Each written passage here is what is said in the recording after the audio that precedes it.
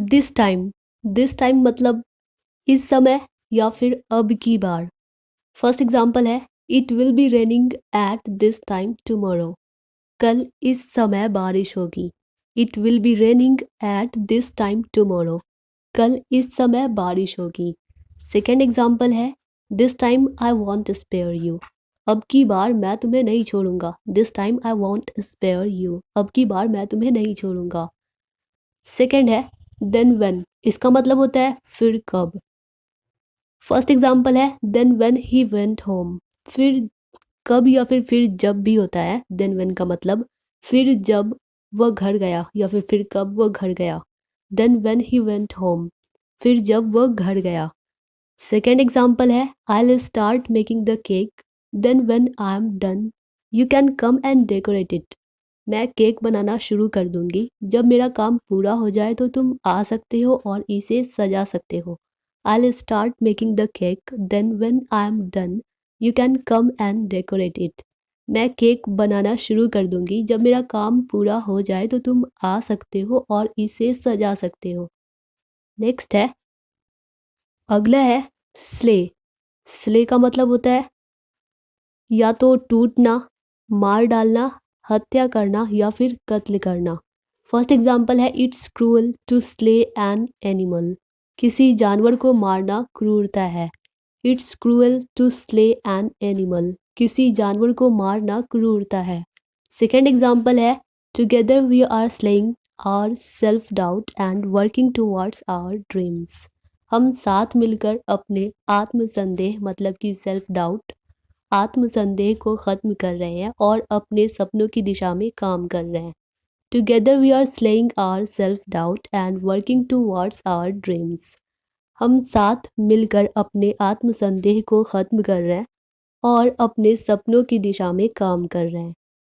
Next है, अगला है डायलॉग। डायलॉग का एक तो मतलब होता है वार्ता, संवाद या फिर बातचीत मतलब कन्वर्सेशन। फर्स्ट एग्जाम्पल है, she came back and tried to start a dialogue with the man. वो वापस आई और उस आदमी के साथ बातचीत शुरू करने की कोशिश की। She came back and tried to start a dialogue with the man. वो वापस आई और उस आदमी के साथ बातचीत शुरू करने की कोशिश की। सेकेंड एग्जाम्पल है, fearless master of the witty dialogue that's me. मजाकिया संवाद का निडर स्वामी मैं ही हूँ। Fearless master of the witty dialogue that's me. मजाकिया संवाद का निडर स्वामी मैं ही हूँ। नेक्स्ट है, अगला है रिज्यूम। इसका मतलब होता है शुरू मतलब फिर से शुरू करना। किसी काम को फिर से शुरू करना मतलब रिज्यूम करना। फर्स्ट एग्जाम्पल है, let's resume reading where we left off last week. आइए पढ़ना वहीं से शुरू करें जहां हमने पिछले सप्ताह छोड़ा था।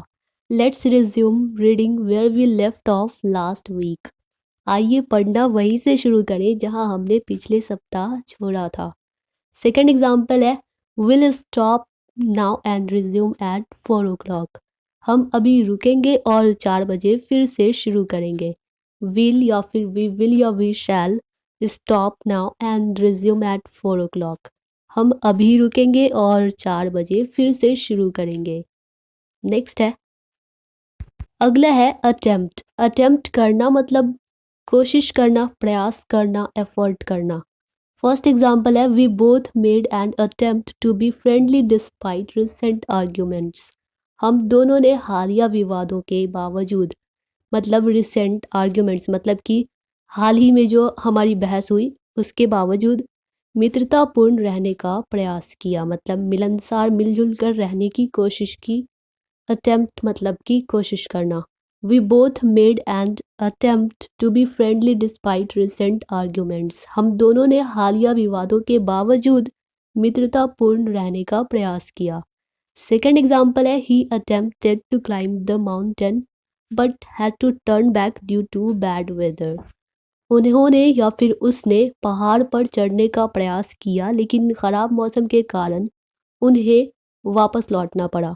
He attempted to climb the mountain but had to turn back due to bad weather.